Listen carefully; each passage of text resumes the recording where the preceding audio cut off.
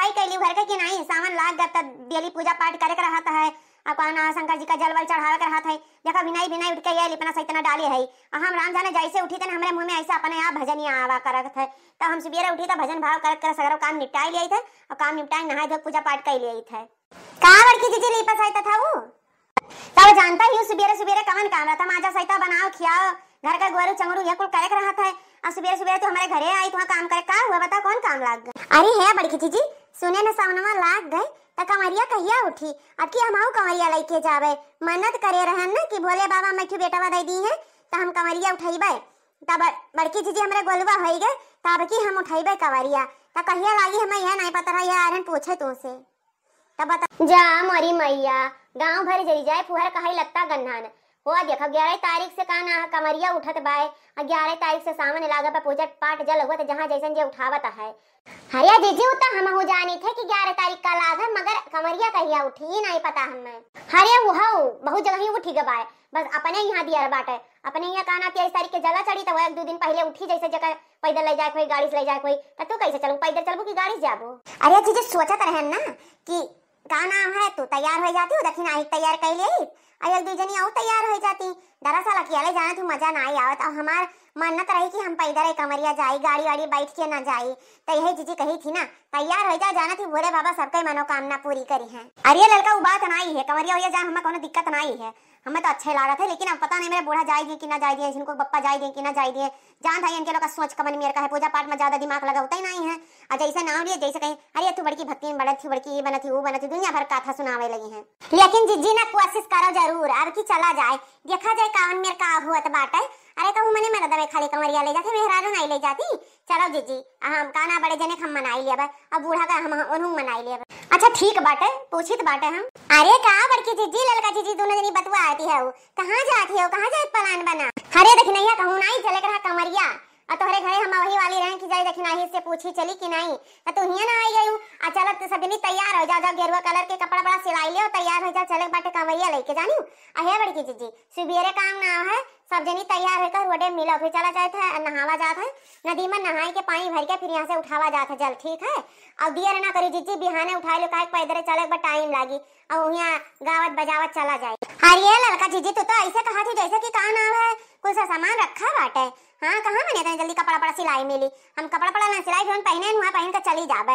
वही भोले बाबा को देखा थे हमारा लाल लाल सड़ियों बा कहूँ यहाँ नाई गेरुआ कलर का पहने तक भोले बाबा हमें दर्शन नाई दी है।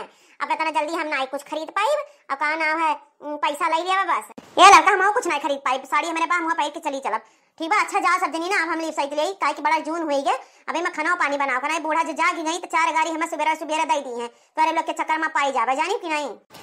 कहो बड़की जीजी अयोध्या तक पैदल चला जाए कि टेम्पो हमको कह लिया जाए। अरे भतार काटो अपने कहा रही कि मन्नत बा हम पैदल जावे हो देखो कहा दिया टेम्पो कह लिया जा ध्यान नहीं हाउ तू लड़का। अरे हाँ जीजी हो भुलाई गए रहन दादा जा लड़का जीजी अपने कही के अपने भुलाई जाती हूँ बोला बड़की जीजी चलता है तो का भजन वजन गाय लियो। चल ठीक बा हमारा वही मना कहत रहा चल एक भोले बाबा कजरी सुनाई थी। हाँ पूर्वी बानी जिया का गए भोले बाबा भेजै नाही चिठिया संदेश हो भेजै नाही चिठिया संदेश हो चिट्ठी आया ग्वरी माता गौरा जे रुआ में कब आई बो बाबा अपना देश हो कब आई बो बाबा अपना देश हो कब आई बो समी अपना देश हो। हरिया मोरी मैया यतना भीड़ देखियो ललिका देखी ना देखियो। अरे तरह से तो कहत रही भाई कौन हुआ नहीं देखाओ कतना भीड़ कवरिया वालन का दादा कैसे चल मिली ए लड़का सही शॉर्टकट रास्ता अपनाई ना तो ये भीड़ में दबाए बाई जावा जाई दादा। हाँ हाली से नहाई लियो जल भरो यहाँ से निकलो जब तलिक इनके साथ नहाए तब तलिक हमरे दौरत दौरत पहुंच जावा जा रही रास्ता। मगर जीजी हुए चाहे जान बड़ा नीक लागत हो आज पहली बार हम कवरिया उठावे आए हैं भोले बाबा के और हमें राम जाने इतना मना मुँह उठाबा ये जीव कहत बा कि ऐसा कवरियन के साथे चला करी पैदल पैदल घरिया ना जाई बड़की जीजी।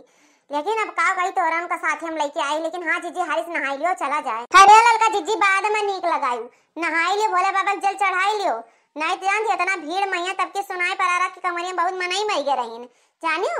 जल्दी जल्दी नहाओ निकलो यहाँ से। हाँ हाँ वही तो हम कही थी नहाई ले जल्दी से ती। याले भैया बतवाता बतवाता मारे निया का डुबकी अब तुरंत कुल मार लियो हाली से ती। हाँ जल्दी से मारो गेन ना लगाओ जानियो। हम मौसम देख ले कितना घनघोर घर घटा उठा बाटे बारिश हुए वाला दिखात है। हर हर महादेव हर हर महादेव। देखियो लड़का देखना कितना भीड़ बाटे कांवरी में ऐसा इतना ऐसे चलबू बेटे तो सांस नहीं रही कांवरियन वाले के बिना बहुत भीड़ रही। देखा जब तक महीना भर खत्म नहीं तब तक कैसे रही भीड़। हाँ बड़की जीजी यह सोच कर हम उठाइए बोले बाबा हमार मनोकामना पूरी की हमारा घर परिवार अच्छे अच्छे रखा है अब हम कांवर हर साल उठेबे। हाँ जीजी हमको बड़ा नीक लागे राम जाने। बोले बाबा नारा लगावा तो गाना गावत चला जाए। बोल कवरिया बोल बम बोल बम बोल बम बोल बम बोल बम। चल कांवरिया चल कांवरिया चल कांवरिया चल कांवर उठा चल कांवरिया चल कांवरिया चल कांवरिया चल कांवर उठा। कांवर उठा नर शिव का लगा कांवर उठा नर शिव का लगा मन चाहा पल देंगे बाबा चल कांवरिया चल कांवरिया चल कांवरिया चल कांवर उठा चल कांवरिया अरे चल कांवरिया चल कांवरिया चल कांवरिया चल कांवर उठा। हो चाहे आग गगन से बरसे चाहे पानी को मन तरसे चल रे कांवरिया शिव के धाम चल रे कांवरिया शिव के धाम चल रे कांवरिया शिव के धाम चल रे कांवरिया शिव के धाम। देवघर में जलवा ढारब बाबा 4 बजे भोरे देवघर में जलवा ढारब बाबा 4 बजे भोरे 4 बजे भोरे हो 4 बजे भोरे देवघर में जलवा ढारब बाबा 4 बजे भोरे देवघर में जलवा ढारब बाबा 3 बजे भोरे।